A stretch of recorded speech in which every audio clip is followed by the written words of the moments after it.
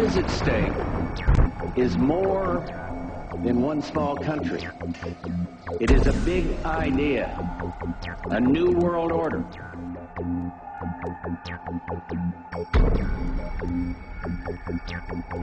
And this is the best thing we're going to establish the new world order.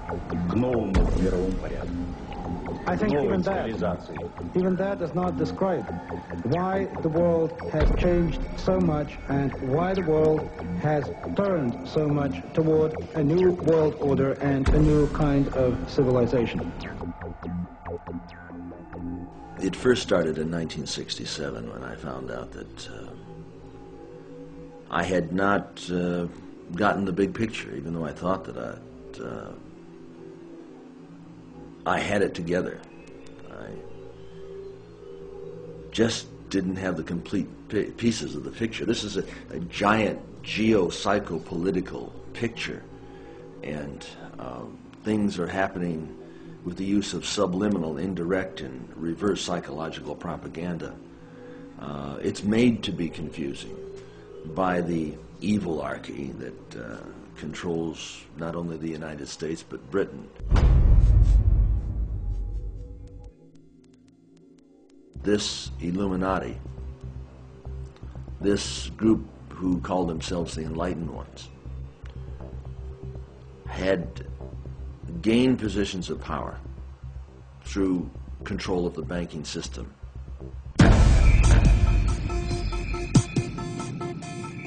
Okay, let's do it. Okay, let's do it.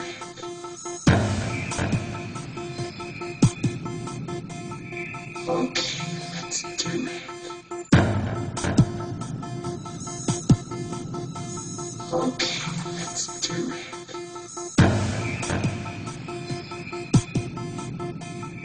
Okay, let's do it. Okay, let's do it.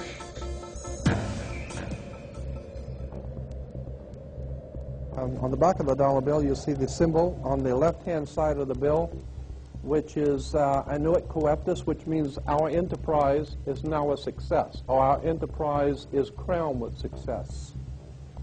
Annuit coeptus. So you're saying, fine, so you have an enterprise and it's now crowned with success. What enterprise are you talking about? Novus ordo seclorum. Novus is novus, meaning new. Ordo is order, and seclorum is where we get the word secular, meaning the world. So it's new order of the world, the new world order. George Bush's new world order is now a success. Bill, you've heard an awful lot of dramatic speeches and seen dramatic moments in times of great gravity for the nation. How would you assess this evening? This was a stirring address, in my view, shorter than his father's speech when he announced the New World Order, shorter than his father's speech when he announced the New World Order.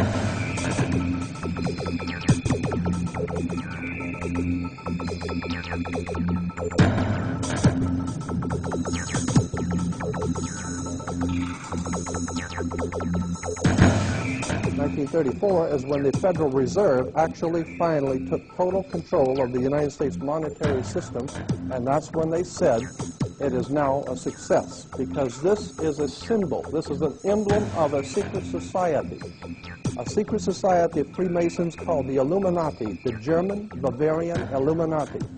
They were a secret society founded in the south of Germany. They were called the Illuminati, the illuminated ones, the enlightened ones.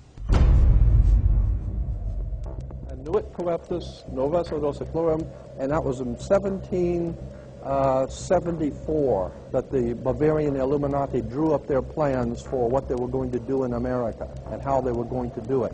The triangle at the top with the light emanating from around it is Horus, the god of the ancient Egyptians. Of course, this is an Egyptian pyramid. You don't find pyramids in America, you find them in Egypt. And that pyramid is the symbol of the eye, was in the Egyptian religion Horus, which was the newborn sun. Every morning when the sun came up, his name was Horus.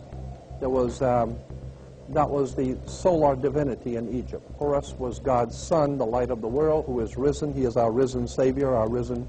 And so Horus was referred to as God's son, And that's why the light is emanating from around, because it's the sun. The sun is the round eyeball of God. The ancient Egyptians believed the pupil of God was the sun, and he's watching you. And therefore, the sun was very bright. And so today we even say someone who is extremely intelligent is brilliant. They're bright. And that's why God is, of course, the most brilliant of all. Therefore, the sun is the most brilliant because it's God's eye. All right, anyway, there are 13 layers on the pyramid.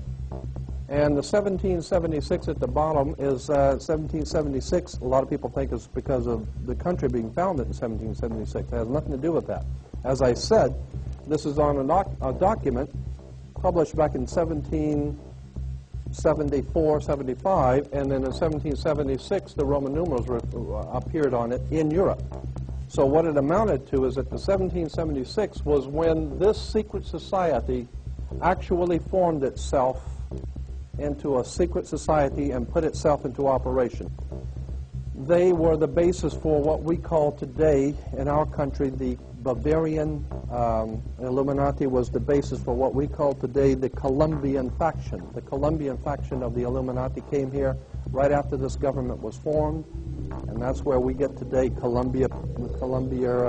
Columbia Space Shuttle, Columbia Movies, Columbia Television, Columbia Records, everything, Columbia University. As a matter of fact, Columbia TV, Columbia Broadcasting System, CBS. What is the symbol for CBS? It's the all-seeing eye.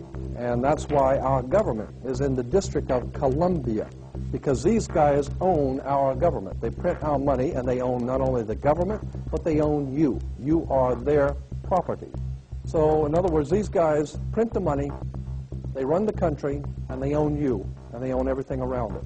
And so they make the laws, and that's why they can decide who can kill who, and who can get away with who, and who can get away with whatever, because they make the laws and they decide. All right. As I said to you before, there are 13 layers in this pyramid. There are 13 letters in Enoch Coeptus, but 13 is a very important number to this secret society. There are 13 stripes. There are 13 stars here, which make up the Star of David. The 13 berries, there are 13 leaves, 13 arrows. There are 32 feathers here and 33 feathers there. Everything is done in a sequence of 13. 13, of course, is based on, this is what we call Masonic symbolism. Freemasons designed this dollar bill. Everything is done in a sequence of 13, and again, I draw your attention to the fact that you have 13 stars here, which collectively make up the Star of David. There's a reason why. On the $1 bill at the top, you'll see this little image right here. But if you blow it up from an actual photograph, you'll see it is it's a little owl. It's a symbol of the Bohemian Society. The Bohemian Society meets in California on the last 2 weeks of July of every year. I have pictures showing all of the presidents, all of the living presidents, excluding the new one, but all of the living presidents at Bohemian Grove in Northern California, and they're all wearing red and black Ku Klux Klan dress type of regalia, like the Ku Klux Klanners, with the pointed headdress and everything. And, I mean, that's quite a sight to see presidents dressed like Ku Klux Klan members, right? And they're standing in front of a big open pit of fire, and behind them is about a 20 to 25-foot owl behind them.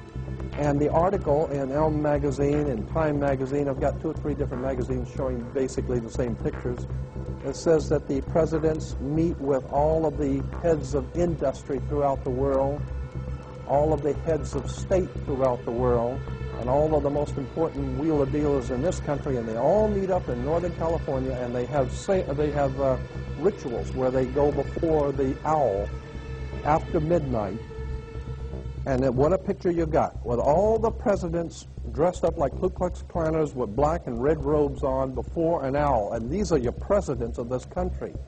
And the reason why they chose the owl is because the owl is a symbol used in Europe by secret societies, because the owl is wise, because it sees things in the dark. And the implication is, of course, that's why they are where they are, because they're very brilliant and they know things that you don't know.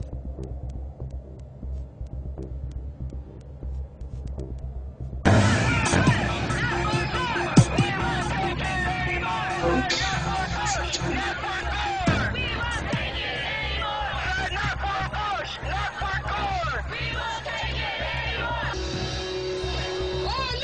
freedoms in this country are over so long as it's controlled by corporations.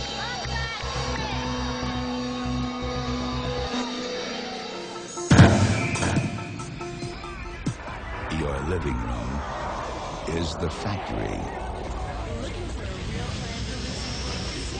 The product being manufactured is you.